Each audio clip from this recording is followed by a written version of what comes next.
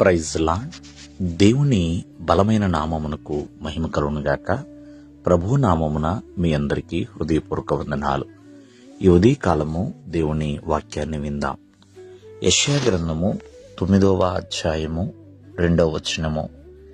చీకటిలో నడుచు జనులు గొప్ప వెలుగును చూచుచున్నారు. మరణ ఛాయల గల దేశవాసుల మీద వెలుగు ప్రకాశించును.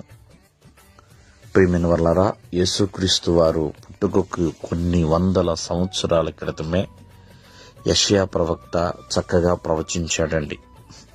తన ప్రవచనంలో ఏమని మాట్లాడుతున్నాడు అంటే, చీకటిలో నడుచు జనులు గొప్ప వెలుగును చూచుచున్నారు. అంటే పాత నిబంధనకి క్రొత్త నిబంధనకి 400 సంవత్సరాలు వ్యత్యాసం ఉందండి. ఈ 400 సంవత్సరాలని బైబిల్ పండితులు నిశ్శబ్ద కాలమని, చీకటి కాలమని, ఏ నాయకుడు, ఏ న్యాయాధిపతి, ఏ కాపరి లేని కాలమని, ప్రజలు చాలా ఇష్టానుసారముగా జీవిస్తున్న కాలమని సెలవిస్తూ ఉంటారు. అంటే చీకటి అంటే అర్థము పాపమండి. పాపము చేస్తూ పాపములో నడుస్తున్న జనులు గొప్ప వెలుగును చూచుచున్నారు. ఆ గొప్ప వెలుగే నజరేయుడైన యేసుక్రీస్తు వారు.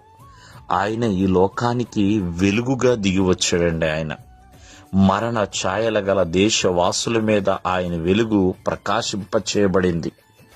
ఆయన కాంతి కుమ్మరించబడింది. ప్రియమైన వర్లరా, కావున ఆ గొప్ప వెలుగు మన మీద పడాలి అన్నా ఆ వెలుగును వెంబడించేవారిగా ఉండాలి. ఎవరైతే క్రీస్తుని వెంబడిస్తున్నారో మరి ఆ వెలుగులో నడవగలుగుతారండి. ఆ వెలుగులో నడవగలుగుతారు.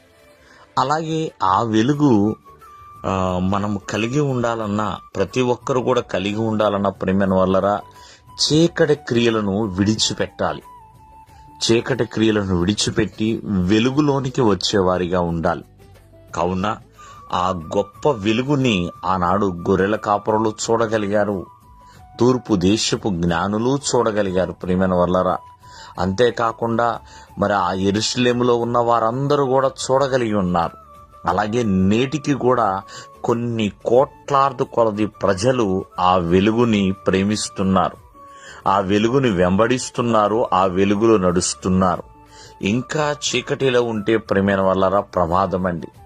వెలుగు దగ్గరికి వచ్చేవారిగా ఉండాలి. ఆ వెలుగులో నడిచేవారిగా ఉండాలి. ఎందుకంటే పరలోక రాజ్య పట్టణము వెలుగుమయమండి. చీకటి పట్టణం అయితే కాదు.